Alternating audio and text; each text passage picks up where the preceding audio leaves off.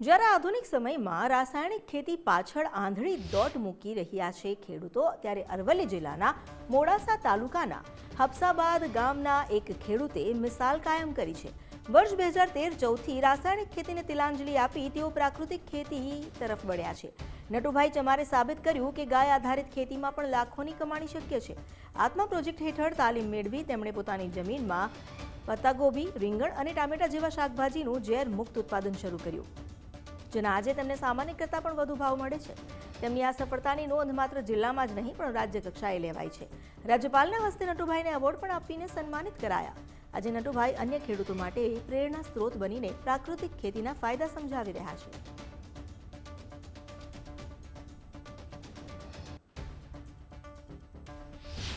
શાકભાજી પ્રત્યે બહુ રસ છે। અનાજ પણ હું ઘઉં વાવું છું, મકાઈ વાવું છું અને શાકભાજીમાં ફુલાવર, કોબી, રીંગણ, ટામેટા, મરચાં દરેક શાકભાજી વાવું જ છું।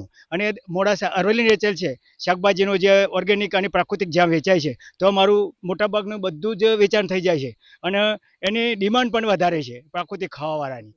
અને અત્યારે આમાં જે આત્મા પ્રોજેક્ટ અને પ્રાકૃતિક કૃષિ વિકાસ બોર્ડ તરફથી મને જે બીઆરસી યુનિટ મળ્યું છે એમાં જે ખેડૂતો પ્રાકૃતિક કરતા તેમજ ઈચ્છા ધરાવતા ખેડૂતને હું પ્રાકૃતિક માટે ખેતીના ઉપયોગ માટે જીવામૃત, ઘનજીવામૃત, અગ્નિઅસ્ત્ર, બ્રહ્માસ્ત્ર, દસપર્ણિયક એ હું પહોંચાડવાનું કરું છું। વધતા જતા રાસાયણિક ખાતરો અને જંતુનાશક દવાઓથી ખેતીનો ખર્ચ સતત વધી રહ્યો છે, ત્યારે વલસાડ જિલ્લાના ધરમપુરના ખેડૂતે પ્રાકૃતિક ખેતીના જોરે નવો રાહ ચીંધ્યો। ધરમપુરના હસમુખભાઈ પટેલે ગાય આધારિત પ્રાકૃતિક ખેતી અપનાવી ન માત્ર જમીનની ફળદ્રુપતા બચાવી પરંતુ જીવામૃત અને ઘન જીવામૃતના પ્રયોગથી ખેતીને નફાકારક બનાવી મબલક કમાણી કરી છે। હસમુખભાઈ આજે મિશ્ર ખેતી પદ્ધતિ દ્વારા જુવાર, ઘઉં અને વિવિધ શાકભાજીનું ઝેરમુક્ત ઉત્પાદન કરી રહ્યા છે।